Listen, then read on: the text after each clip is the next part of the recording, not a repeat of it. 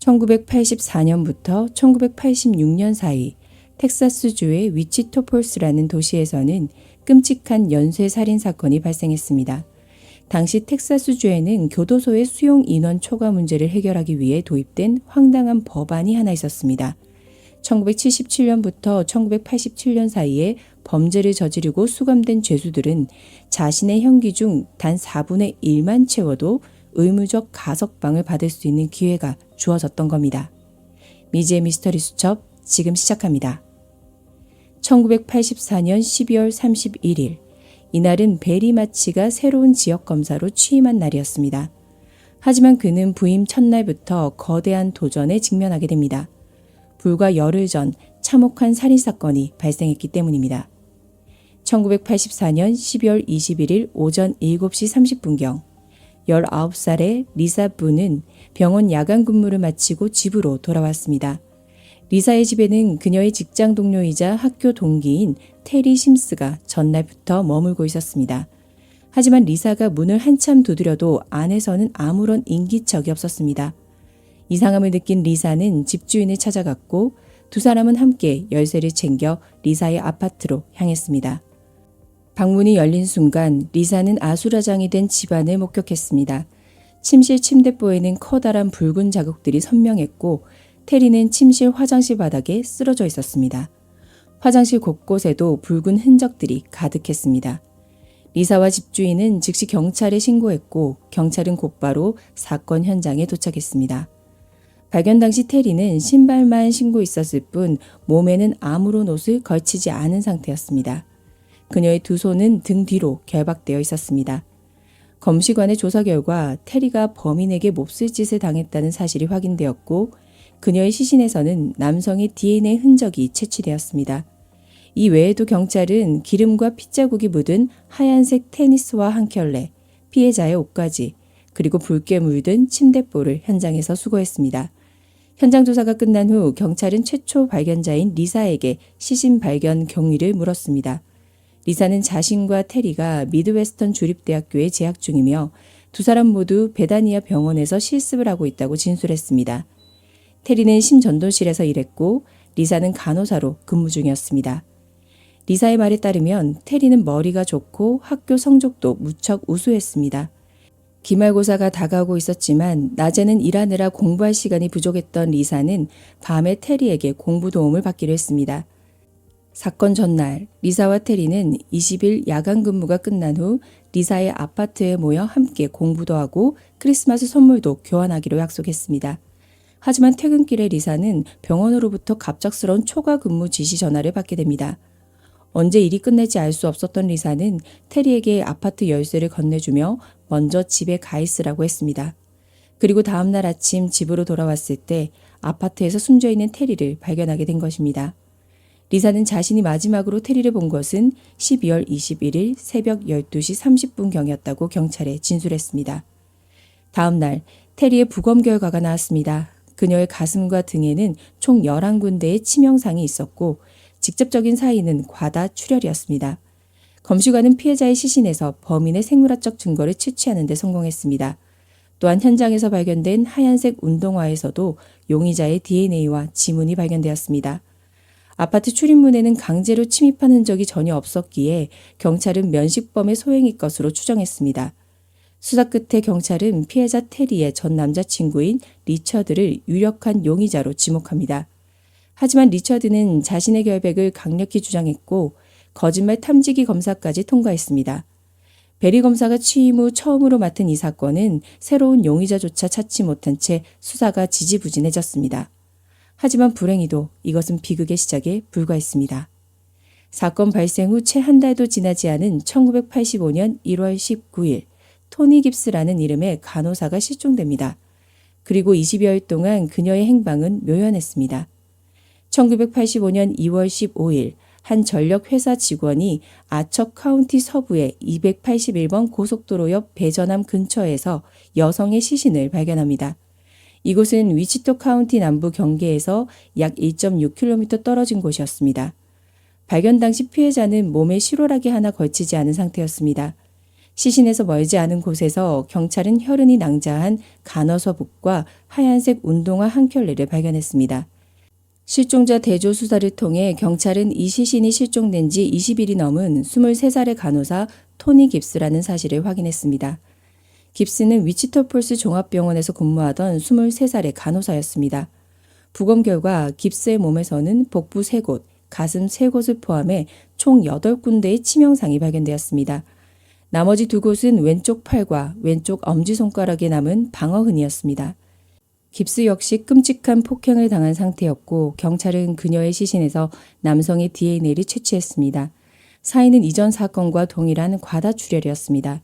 더욱이 시신 인근에서는 버려진 폐버스가 한 대 발견되었는데 그 안에서 피해자의 다른 옷가지들이 나왔습니다. 가슴 아픈 사실은 그 폐버스에서부터 시신이 발견된 장소까지 약 30m에 달하는 기어간 자국이 남아 있었다는 점입니다. 경찰은 범인이 버려진 버스 안에서 범행을 저질렀고 범인이 자리를 뜰 당시 깁스가 아직 숨이 붙어 있다는 사실을 몰랐을 것으로 추정했습니다. 이후 깁스는 구조를 요청하기 위해 281번 고속도로 쪽으로 필사적으로 기어갔지만 안타깝게도 그곳에 닿지 못하고 숨을 거둔 것입니다. 얼마 지나지 않아 경찰은 첫 번째 용의자를 찾아냅니다. 그의 이름은 24살의 데니 로클린이었습니다. 데니는 과거 미주리주 캔자스시티에서 성범죄 혐의로 체포된 적이 있었지만 증거 불충분으로 기소되지는 않았던 인물이었습니다. 목격자들의 진술에 따르면 데니는 깁스가 살해된 지역 주변에서 자주 오토바이를 타고 다녔다고 합니다. 게다가 깁스가 살해되기 며칠 전 데니는 한 바에서 깁스와 우연히 마주쳤고 당시 그녀에게 아주 강한 호감을 보였습니다. 경찰은 곧바로 데니를 찾아내 신문했습니다. 그는 거짓말 탐지기 검사를 받았지만 통과하지 못했고 신문 과정에서도 대단히 의심스러운 발언들을 늘어놓았습니다. 경찰은 데니의 DNA를 채취해 살인 현장에서 나온 범인의 DNA와 대조하는 분석을 진행했습니다. 하지만 결과는 불일치였습니다.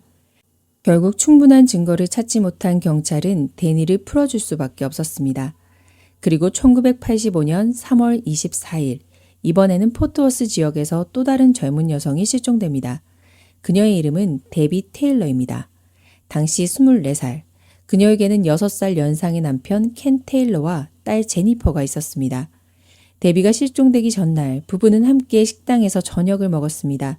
식사를 마친 후 데비는 집 근처 바에서 가볍게 술을 한잔하고 싶어 했습니다. 하지만 다음 날이 월요일이었고 출근을 위해 일찍 쉬어야 했던 남편 켄은 아내를 바에 데려다 준 뒤 먼저 집으로 돌아와 휴식을 취했습니다. 당시 켄은 그것이 아내의 마지막 뒷모습이 될 줄은 꿈에도 몰랐습니다.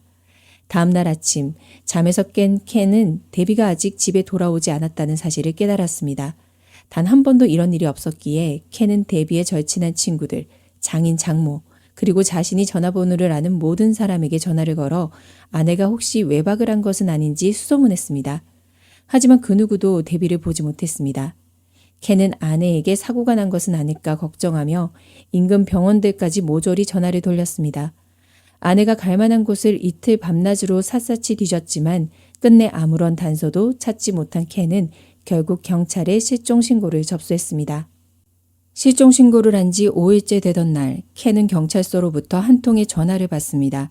검시관 사무실에 유리창 너머로 섰을 때 켄은 이미 심상치 않은 일이 벌어졌음을 직감했습니다. 마음의 준비를 했음에도 불구하고 커튼이 걷히는 순간 켄은 눈앞에 펼쳐진 끔찍한 광경에 경악하고 말았습니다. 며칠 전까지만 해도 눈부시게 아름다웠던 아내의 얼굴은 형체를 알아볼 수 없을 정도로 훼손되어 있었습니다. 켄의 인생에서 가장 끔찍하고 고통스러운 순간이었습니다. 경찰은 데비의 시신이 포트워스 동부의 한 건설 현장에서 발견되었다고 설명했습니다. 켄은 그곳에 차갑게 누워있는 사람이 자신의 아내 데비라는 것을 너무나 잘 알고 있었지만 충격 속에서 끊임없이 이건 말도 안 돼, 그럴 리 없어 라고 중얼거렸습니다. 경찰관이 데비의 반지 등 유품을 보여주며 확인을 요청했을 때야 켄은 비로소 무너져 내리며 눈물을 쏟았습니다. 사랑하는 아내를 잃은 슬픔만으로도 버티기 힘들었지만 상황은 켄에게 더욱 잔인하게 흘러갔습니다. 경찰이 남편인 켄을 유력한 단일 용의자로 지목한 것입니다. 경찰은 곧바로 켄을 상대로 강도 높은 신문을 시작했습니다. 데비의 손톱 밑에서 미세한 피부 조직이 발견되었기 때문에 경찰은 켄의 몸 구석구석을 샅샅이 조사했습니다. 갓 아내를 잃은 켄에게 이는 너무나도 수치스럽고 고통스러운 과정이었지만 그는 자신의 결백을 증명하기 위해 적극적으로 검사에 협조했습니다. 검사 결과 켄의 몸에서는 면도를 하다 베인 작은 상처 하나조차 발견되지 않았습니다. 하지만 이것만으로는 그가 결백하다는 것을 완벽히 입증할 수 없었습니다. 이어진 신문에서 경찰은 매우 날카롭고 공격적인 질문들을 쏟아냈고 켄은 자신이 유력한 용의자로 몰렸다는 사실을 뼈저리게 깨달았습니다. 사건 당일 밤 그가 집에 돌아왔을 때 딸은 이미 깊이 잠들어 있었고 그의 알리바이를 증명해 줄 사람은 아무도 없었습니다. 켄은 경찰관들의 억양과 태도를 통해 경찰이 자신을 범인으로 확신하고 있으며 지금의 신문은 단지 그것을 입증하기 위한 요식 행위에 불과하다는 것을 느꼈습니다. 하지만 확실한 물증이 없었기에 경찰은 하루 뒤 켄을 석방했습니다. 하지만 석방 이후 켄의 삶은 이전과는 완전히 달라져 버렸습니다. 회사로 복귀한 첫날 사장님은 그를 사무실로 불렀습니다. 사장은 켄에게 더 이상 자네를 고용할 수 없다고 통보했습니다. 그 사장님은 켄이 10년 넘게 알고 지낸 스승과도 같은 존재였고 켄 역시 그를 진심으로 존경해왔습니다. 외부에 거대한 압박이 없었다면 절대 그런 결정을 내릴 뿐이 아니었습니다. 사장은 켄에게 나는 자네가 결백하다고 믿네. 하지만 그 누구도 아내를 살해한 용의자와 함께 일하고 싶어 하지 않아 라고 말했습니다. 그 후로도 오랜 세월 동안 켄은 데비를 살해한 유일한 용의자라는 꼬리표를 단 채 살아야 했습니다. 경찰은 수시로 그를 불러 신문했고 구직 활동을 할 때마다 번번이 거절당하기 일쑤였습니다. 그의 삶은 엉망진창이 되었습니다. 무엇보다 켄을 가장 힘들게 했던 것은 어린 딸 제니퍼에게 엄마가 어디로 갔는지 왜 집에 오지 못하는지 설명할 길이 없다는 것이었습니다. 왜냐하면 켄 자신조차 그 이유를 전혀 알지 못했으니까요. 1985년 10월 10일 위치토폴스 동부의 들판에서 사슴농장 직원이 무성한 잡초 더미 속에서 여성의 시신 한 구를 발견합니다. 시신은 발견 당시 이미 심하게 부패가 진행된 상태였습니다. 경찰은 치과 진료 기록을 대조한 끝에 간신히 피해자의 신원을 확인할 수 있었습니다. 그녀의 이름은 앨런 블라우, 당시 21살이었습니다. 앨런이 마지막으로 목격된 것은 9월 20일이었습니다. 그날 밤 그녀는 야간 판매원 일을 마치고 홀로 자신의 차를 향해 걸어갔고 그대로 차를 몰고 떠나는 모습을 동료가 목격한 것이 마지막이었습니다. 경찰은 시신 발견 현장에서 피해자의 옷가지와 운동화 한 켤레를 찾아냈습니다. 시신의 옷이 전혀 입혀져 있지 않았던 점으로 미루어 보아 앨런 역시 범인에게 몹쓸 짓을 당한 것으로 강력히 추정되었지만 시신의 부패가 너무 심해 정확한 사실관계를 판단하거나 용의자의 DNA를 채취할 수는 없었습니다. 남겨진 단서가 턱없이 부족했던 탓에 경찰은 그 어떤 용의자도 특정하지 못했고 수사는 완전히 제자리 걸음을 맴돌았습니다. 시간이 흘러 1986년 5월 6일 로버트 킴브루는 경찰관으로부터 한 통의 전화를 받게 됩니다. 경찰은 로버트에게 딸 티나가 다쳤으니 급히 현장으로 와주셔야겠습니다. 라고 말했습니다. 경찰의 연락을 받은 로버트는 직감적으로 무언가 끔찍한 일이 벌어졌다는 것을 깨달았습니다. 그는 타는 듯한 마음을 안고 서둘러 티나의 아파트로 향했습니다. 현장 주변에는 이미 수많은 인파가 몰려 있었습니다. 로버트는 현장에 있던 경찰관에게 자신이 티나의 아버지라고 밝히며 도대체 무슨 일이 벌어진 것인지 물었습니다. 경찰관은 로버트를 가로막으며 일단 진정하라고 당부했습니다. 경찰은 사건의 정확한 경위는 아직 파악되지 않았지만 티나가 아파트 발코니에서 추락해 가로등에 부딪힌 뒤 바닥으로 떨어졌다고 설명했습니다. 그리고 구급대원들이 이미 티나의 사망을 확인했다고 덧붙였습니다. 당시 경찰은 이 사건을 단순한 실족사고로 잠정 결론 내린 상태였습니다. 경찰의 말을 들은 로버트는 그대로 바닥에 주저앉고 말았습니다. 너무나도 갑작스러운 이 끔찍한 비극을 그는 도저히 받아들일 수 없었습니다. 21살의 티나는 로버트와 아내 일라인 사이에 있는 하나뿐인 소중한 외동딸이었습니다. 로버트에게는 딸을 잃은 슬픔 자체도 감당하기 힘들었지만 이 청천벽력 같은 소식을 아내에게 어떻게 전해야 할지가 더없이 막막했습니다. 다음날 티나의 부검 결과가 발표되었습니다. 결과는 충격적이었습니다. 보고서에 따르면 티나의 얼굴에는 누군가의 손가락 관절로 강하게 짓눌린 자국이 남아 있었습니다. 더욱이 티나는 발코니에서 추락하기 전에 이미 사망한 상태였습니다. 사인은 베개에 짓눌려 발생한 질식사였습니다. 티나의 폐에서 베개에 미세한 섬유 조직이 검출되었던 것입니다. 또한 그녀 역시 잔혹한 폭행의 피해자였다는 사실이 드러났습니다.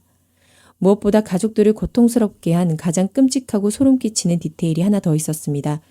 티나는 일반인보다 폐활량이 월등히 뛰어났던 탓에 범인이 입과 코를 틀어막고 나서 완전히 질식하기까지 무려 7분 반이 넘는 시간이 걸렸다는 사실이었습니다. 로버트는 이 끔찍한 부검 결과를 듣고 억장이 무너져 내렸습니다. 사랑하는 딸이 생애 마지막 7분 30초 동안 도대체 얼마나 끔찍한 공포와 고통 속에서 사투를 벌였을지 그는 감히 상상조차 할 수 없었습니다. 로버트가 딸을 잃은 깊은 슬픔에서 채 헤어나기도 전인 1986년 5월 9일 티나의 시신이 발견된 지 단 3일 만에 사건은 전혀 예상치 못한 전환점을 맞이합니다. 바로 티나를 살해한 진범이 스스로 경찰에 자수한 것입니다. 그의 이름은 파리언 워드립. 1959년 3월 6일 인디아나주 세일럼에서 삼형제 중 장남으로 태어난 그는 고등학교를 중퇴한 뒤 1978년 19살의 나이로 주 방위군에 입대했습니다. 하지만 품행이 불량하고 무단 이탈을 일삼아 결국 방위군에서 불명예 제대를 당한 인물이었습니다. 이후 파리오는 위치터폴스 종합병원에서 청소부로 일하다가 얼마 지나지 않아 환자 이송 등을 돕는 자벽부로 승진했습니다. 1983년 24살이었던 파리오는 4살 연하의 조안나와 결혼해 2 아이를 두었습니다. 하지만 평화는 오래가지 않았습니다. 파리오는 불법 약물에 손을 대기 시작했고 정상적인 직장 생활을 이어갈 수 없게 되었습니다. 1985년 1월 23일 파리오는 결국 종합병원을 퇴사합니다. 그리고 같은 해 12월 남편의 무책임한 태도에 완전히 지쳐버린 아내 조안나는 2 아이를 데리고 집을 나갔고 파리온에게 이혼을 요구했습니다. 파리오는 티나를 살해한 자신의 범행을 순순히 자백했습니다. 그가 경찰에 털어놓은 범행 동기는 황당하고 끔찍했습니다. 아내와 이혼 소송 중이라 기분이 몹시 안 좋았는데 마침 티나가 자신의 아내와 아주 많이 닮았다는 이유로 그녀를 미행했다는 것입니다. 파리오는 티나의 아파트까지 따라 들어가 범행을 시도했지만 티나가 격렬하게 반항하자 크게 분노했습니다. 그는 손에 잡히는 대로 베개를 가져와 티나의 얼굴을 짓눌렀고 그녀의 미동이 완전히 멈출 때까지 멈추지 않았습니다.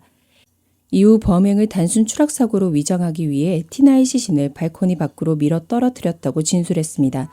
하지만 범행 후 이틀 동안 극심한 죄책감에 시달렸고 결국 자수를 결심했다는 것입니다.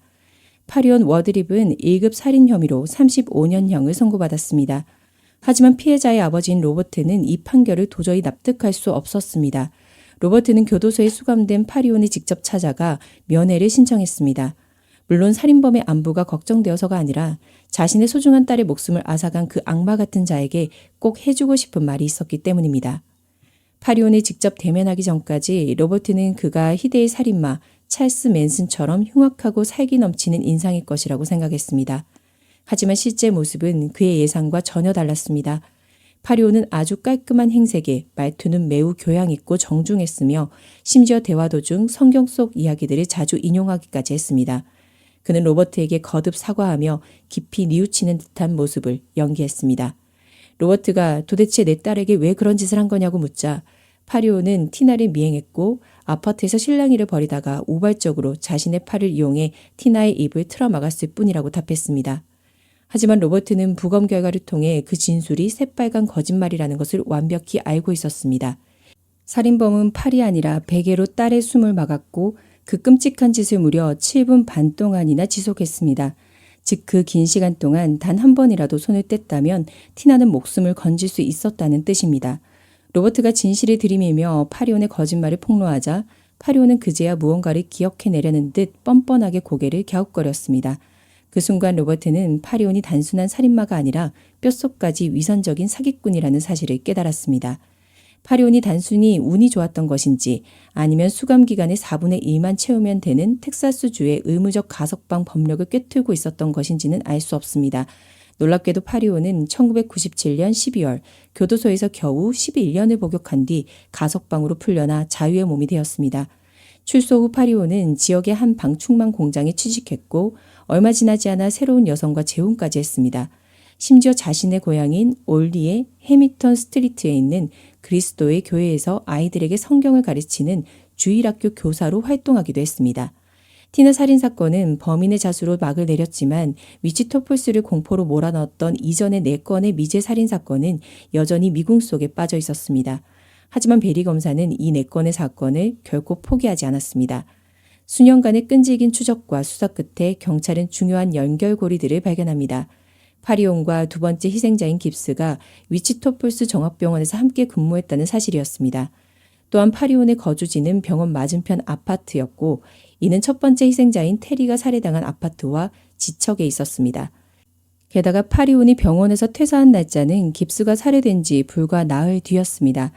나아가 네 번째 희생자인 앨런은 첫 번째 희생자인 테리와 절친한 친구 사이였다는 사실도 밝혀졌습니다. 이 모든 얽히고 설킨 관계가 단순한 우연일 리 없었습니다. 하지만 안타깝게도 이 모든 것은 정황상 추론일 뿐 파리온을 다른 미제 사건의 범인으로 올감을 명백한 물증은 없었습니다. 불행 중 다행으로 경찰은 첫 번째와 두 번째 살인사건 현장에서 채취한 진범의 DNA 증거를 완전히 보관하고 있었습니다. 사건 발생 11년 후인 1998년 DNA 분석 기술은 과거와 비교할 수 없을 정도로 눈부시게 발전해 있었습니다. 베리 검사는 적어도 DNA가 확보된 이 두 건의 미제 사건만큼은 반드시 해결할 수 있을 것이라 확신했습니다. 과학수사연구소에서 과거의 DNA 증거를 최신 기술로 다시 분석한 결과 놀라운 사실이 밝혀졌습니다. 두 살인사건의 범인이 동일 인물이었고 그 DNA 주인이 바로 티나를 살해했던 진범, 파리온 워드립과 정확히 일치했던 것입니다. 이 놀라운 결과는 수사팀을 흥분시켰고 베리 검사의 오랜 추측이 완벽하게 증명되는 순간이었습니다. 그제야 모든 조각이 맞춰지며 앞뒤가 맞기 시작했습니다. 출소한 지 1년밖에 되지 않았던 파리온은 즉각 경찰에 다시 체포되었습니다. 베리 검사는 자신이 상대하고 있는 자가 끔찍한 연쇄 살인마라는 사실을 직감했습니다. 세 건의 살인사건 범인이 파리온으로 밝혀진 이상 남은 다른 사건들 역시 그의 소행의 가능성이 농후했습니다. 검사는 5건의 미제 사건 기록을 다시 샅샅이 뒤지며 공통점을 찾기 시작했습니다. 하지만 사건의 실마리는 의외로 쉽게 풀렸습니다. 파리온의 가석방 담당관이 그와 면담을 진행한 결과 파리온이 테리 심슨, 토니 깁스, 그리고 앨런 블라우를 살해한 사실을 모두 자백한 것입니다. 더 나아가 그는 한 가지 충격적인 사실을 추가로 털어놓았습니다. 자신이 두 번째 희생자인 깁스를 살해한 직후 위치토폴스를 떠나 포트워스로 향했다는 것입니다. 그곳의 한 바에서 신혼 미상의 여성에게 접근해 함께 춤을 추고 술을 마셨는데 자신이 더 깊은 관계를 요구하자 여성이 이를 거절했고 그의 격분에 그녀마저 살해했다고 실토했습니다. 그 여성이 바로 세 번째 희생자인 데비 테일러였습니다. 데비가 억울하게 살해당한 지 무려 14년이 지나서야 데비의 남편 켄은 경찰로부터 마침내 한 통의 전화를 받게 됩니다. 경찰은 데비를 살해한 진짜 범인을 찾았다고 전했습니다. 이 소식을 들은 날은 켄이 지난 14년 동안 살아오며 가장 기쁜 날이었습니다. 14년이라는 끔찍한 세월 동안 억울하게 뒤집어 써야만 했던 살인자 남편이라는 오명이 마침내 완벽하게 씻겨 내려가는 순간이었기 때문입니다. 1999년 2월 13일 파리온에 대한 역사적인 재판이 열렸습니다. 베리 검사는 빛바랜 5명의 피해자 사진을 배심원단 앞에 들어보이며 그녀들이 겪어야 했던 참혹한 이야기들을 하나하나 생생하게 전달했습니다. 그리고 파리온에게 반드시 사형을 선고해 줄 것을 강력하게 촉구했습니다. 결국 파리온 워드립은 새롭게 기소된 4건의 1급 살인 혐의에 대해 모두 유죄 판결을 받았습니다. 그는 가석방 없는 3번의 종신형과 함께 마침내 사형을 선고받았습니다. 베리 검사가 이 판결 결과를 로버트 킴브루, 티나의 아버지에게 전했을 때 로버트는 과거 면회실에서의 한 가지 소름 돋는 진실을 깨달았습니다. 당시 파리온이 고개를 갸웃거리며 깊이 생각하는 척했던 것은 반성해서가 아니라 자신이 살해한 여러 명의 여성 중 로버트가 도대체 어떤 피해자의 아버지인지 헷갈려서 기억을 더듬고 있었던 것뿐이었습니다. 14년이라는 길고 고통스러운 세월을 견뎌낸 켄 역시 마침내 사건의 모든 진실을 알게 되었습니다. 이제 성인이 된 그의 딸 제니퍼는 안타깝게 세상을 떠난 어머니 데비와 너무나도 똑 닮은 아름다운 모습으로 성장했습니다. 그들을 아는 많은 사람들은 제니퍼를 볼 때마다 마치 데비가 살아 돌아온 것 같은 느낌을 받는다고 말합니다. 현재 파리온 워드립은 여전히 리빙스턴에 위치한 플룬스키 감옥의 사형수 수감동에 갇힌 채 자신의 사형 집행일만을 기다리고 있습니다. 오늘 이야기는 여기까지입니다. 구독과 댓글, 좋아요, 하이프는 늘 큰 힘이 됩니다. 다음 시간에 뵐게요.